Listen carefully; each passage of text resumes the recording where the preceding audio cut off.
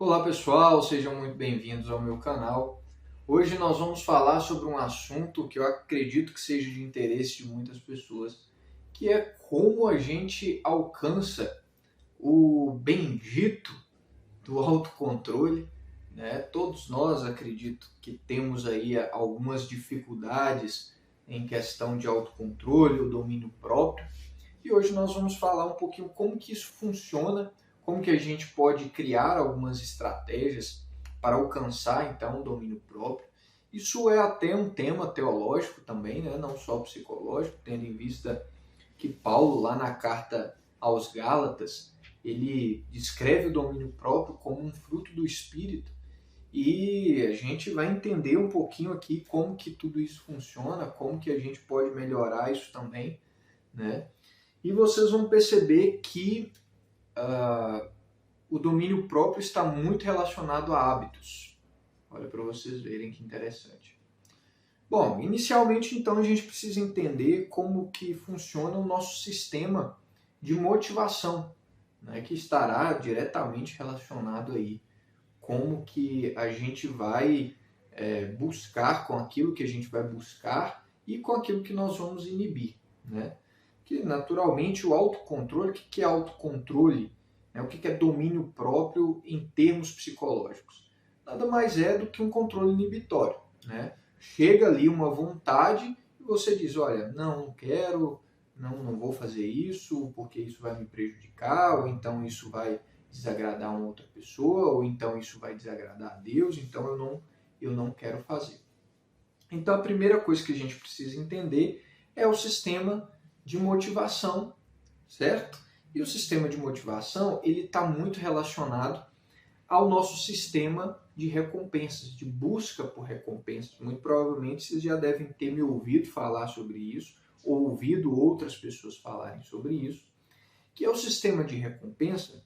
Ele tem algumas áreas do nosso cérebro que estão envolvidas neles. Eu vou dizer aqui, naturalmente você não precisa gravar se você não quiser, decorar esses nomes, mas é importante que você saiba que existe uma área, algumas áreas no seu cérebro, que eu vou descrever aqui, que estão envolvidas com essa busca, né, com essa motivação por buscar alguma recompensa.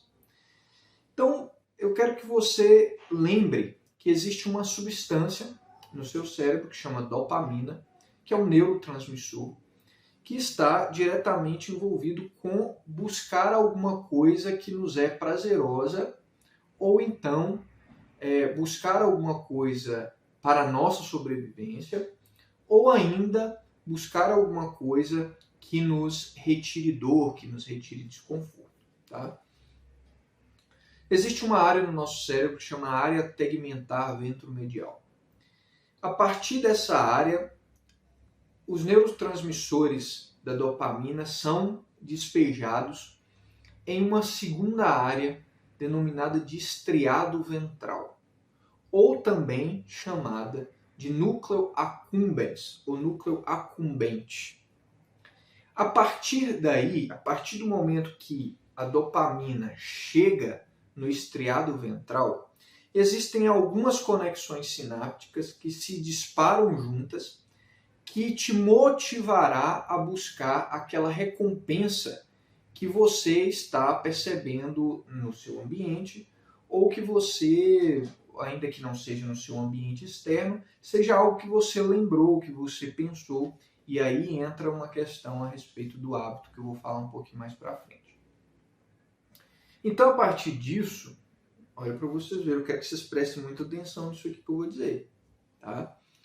A partir do momento que a dopamina chega no estriado ventral, dispara as conexões sinápticas e chega até o córtex pré-frontal, que fica essa região atrás da nossa testa.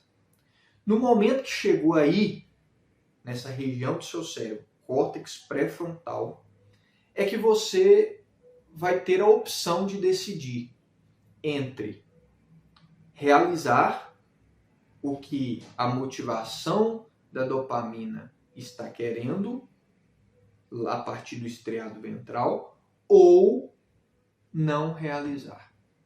O que vai determinar isso? o quanto que o seu córtex pré-frontal, ou seja, o quanto que a área do seu cérebro envolvida com raciocínio, envolvida com função executiva, tem capacidade de inibir aquela sinalização dopaminérgica ou não. Certo?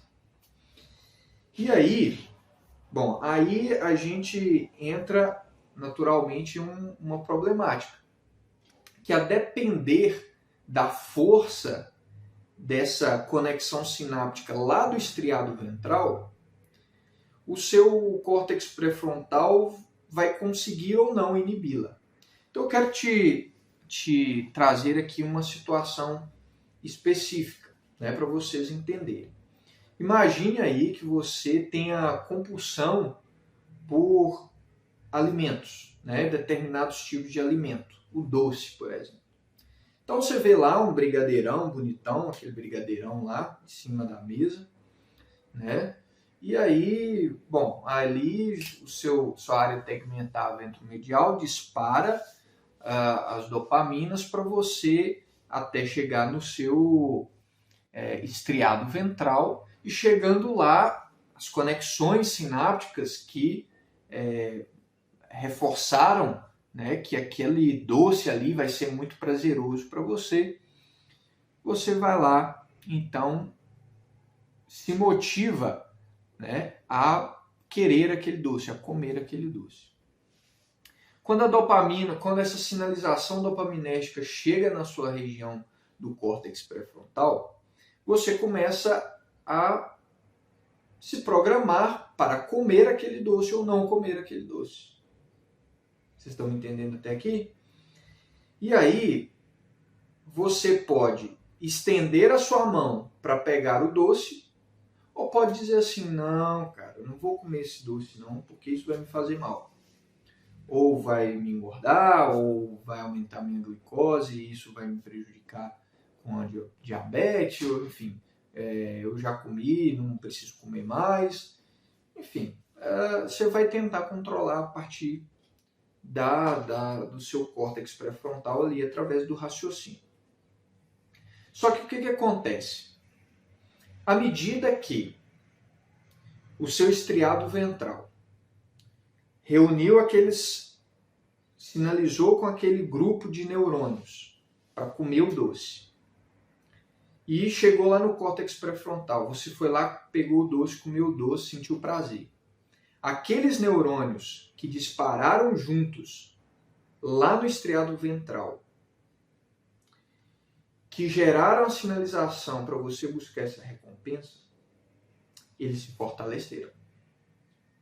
Existe uma máxima na neurociência que diz o seguinte: neurônios que disparam juntos fortalecem juntos. Então, à medida que você foi lá, pegou o doce, comeu o doce, sentiu prazer, aquilo ali foi reforçado. Os seus neurônios se reforçaram juntos. E à medida que você vai fazendo isso repetidamente, e aqui eu quero que você aplique isso na sua vida, naquilo que você não tem domínio próprio, naquilo que você não tem controle, não tem tido autocontrole.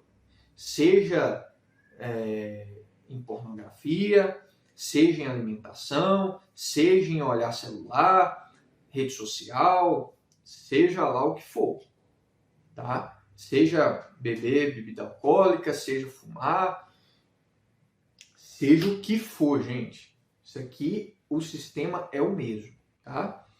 Então, você foi lá, executou a atividade, deu prazer, reforçou aquele comportamento, reforçou aquelas ligações sinápticas. Nós temos uma outra área, que é o estriado dorsal. Fica muito próximo do estriado ventral. E no estriado dorsal é a região onde formam os nossos hábitos. E o estriado dorsal, ele capta a sinalização do estriado ventral. Então, à medida que você vai executando a mesma tarefa várias e várias vezes, e aquela tarefa se torna repetidamente reforçadora para você, recompensadora para você, aquela sinalização do estriado ventral relacionado à recompensa vai passando para o dorsal relacionado a hábitos. Você está entendendo agora? Então, quanto mais você executar uma atividade recompensadora, mais aquilo ali vai sendo fortalecido na sua vida e mais aquilo ali vai sendo fortalecido no seu cérebro e mais aquilo vai se tornando um hábito e mais forte aquele hábito vai se tornando e mais difícil vai sendo de chegar no córtex pré-frontal e ele conseguir inibir. Porque à medida que forma um hábito, a sinalização de dopamina para buscar aquela recompensa se torna muito mais alta do que o controle inibitório do próprio córtex pré-frontal. Ele não vai conseguir inibir toda aquela sinalização porque já é um hábito. E o hábito também funciona muito com a memória, porque também está muito relacionado, está muito próximo do hipocampo. E também relacionado com os córtex. Então, quando você já tem uma memória afetiva, você já tem uma memória de saber que aquilo te traz recompensa, dificilmente você vai conseguir inibir aquilo. Então, como que a gente consegue controlar isso? Cada vez que vem a vontade de você executar aquele tipo de comportamento, seja comer um doce, ver pornografia, fumar, beber, sabe-se lá o que é. E você recusa, você consegue inibir, por mais que aquilo vai te gerar um desconforto, por mais que aquilo vai te gerar uma ansiedade, mas você consegue resistir, consegue direcionar o seu foco atencional para outro lugar, aquilo vai fortalecendo o seu córtex pré-frontal para inibir aquele comportamento e, ao mesmo tempo, vai enfraquecendo aquelas conexões sinápticas que estavam sendo realizadas lá no estriado ventral e também no estriado dorsal, se já se tornou um hábito. E aqui existe uma coisa muito interessante. Voltando ao assunto, por exemplo, do doce. Se você começa a criar um hábito em cima daquele hábito de comer um doce, então, se você muda, por exemplo, ao invés de comer um brigadeiro, você passa a comer um chocolate meio amargo, 70%. Você está criando um hábito mais saudável em cima daquele hábito. Ou então, se você troca o vício pelo cigarro por um vício de corrida, que é diametralmente oposto, né? Para você conseguir ter uma potência de corrida, de conseguir, né, executar qualquer tipo de atividade física que gere, né, alguma carga aeróbica, naturalmente, para você conseguir evoluir, né, e se sentir recompensado pela atividade física em si, naturalmente você vai ter que diminuir o hábito do cigarro ou até excluir o hábito do cigarro. Isso serve para outros vícios também. Então você vai conseguindo modular ou reconfigurar os seus hábitos a partir de hábitos melhores. Vício e hábito são as mesmas coisas. A questão que vai diferenciar é a qualidade desse hábito. Se é um hábito ruim, a gente dá o nome de vício. Se é um hábito bom, como por exemplo, comer saudável, correr, estudar, enfim, a gente dá o nome de hábito, né? A gente não dá o nome de vício, a gente dá o nome de virtude, né? Então, se você também tem o hábito de se restringir a alguns desejos, né? Então, se, por exemplo, chega o desejo, você bloqueia aquele desejo, você está fortalecendo também o hábito do controle inibitório. Se você, por um outro lado, chega à vontade de fazer qualquer coisa e você já vai fazendo, poxa, aquilo ali vai se tornar um hábito, você não vai ter controle sobre nada disso. Né? E aí, pensando aqui mais teologicamente, né, agora falando aqui mais para a galera aí que gosta da teologia, né, especificamente a teologia cristã, olha para vocês verem como que Deus projetou o nosso cérebro de uma forma muito sábia. Né? Nós temos aí um sistema, né, que a gente pode utilizar para o bem, né, mas que muitas vezes a gente utiliza para o mal. Então, quando você está diante de um hábito, por exemplo, que é considerado teologicamente um hábito pecaminoso, o seu cérebro, cada vez que você executar aquele hábito pecaminoso, que a gente sabe que o hábito pecaminoso também gera recompensa, né? A gente sabe que é prazeroso, porque senão a gente não cometeria, né, o pecado. E cada vez que você gera aquele hábito, naturalmente, cada vez que você gera aquele comportamento pecaminoso, melhor dizendo, você está gerando o hábito pecaminoso. E cada vez que você executa, mais difícil vai ser de você controlar. Mais difícil vai ser você de recusar aquele pecado. É por isso, teologicamente falando, isso aqui não tem nada a ver com neurociência. Tá? Eu estou apenas fazendo uma ponte. Talvez uma pessoa aí que não crê em Deus, não crê na Bíblia, né, vai falar, mas isso aí não é científico. Ok, bem, não estou dizendo aqui que é científico, não tem nenhuma pesquisa que comprova isso aqui. Tá? Eu estou fazendo uma ponte entre teologia e neurociência. Quando você, cada vez que você se aproxima de hábitos divinos, vamos dizer assim, hábitos espirituais saudáveis, por exemplo, oração, jejum, leitura da Bíblia, né, participar das atividades na igreja, estar envolvido com o trabalho na igreja, aquilo vai se fortalecendo, você vai vendo que aquilo é recompensador. Cada vez que você aumenta a sua comunhão com Deus, mais reforçador vai sendo, mais produtivo espiritualmente vai sendo. O oposto também é realidade, você sabe disso. Quanto mais no pecado você vai se deleitando, mais distante daquilo que Deus quer para a sua vida você vai tendo, e mais dificuldade vai sendo de você permanecer naquele caminho que Deus quer que você trilhe, né? Teologicamente falando, graças a Deus, a gente tem o Espírito Santo para nos ajudar nesse processo, né, de recondução, de remodelação dos nossos hábitos, até mesmo a níveis biológicos, né? Tendo em vista aí que se você for considerar, né, que quando a gente se converte, a gente tem uma mudança brusca de comportamento, esse tipo de mudança brusca é quase que um milagre, visto, né, pela ótica da ciência.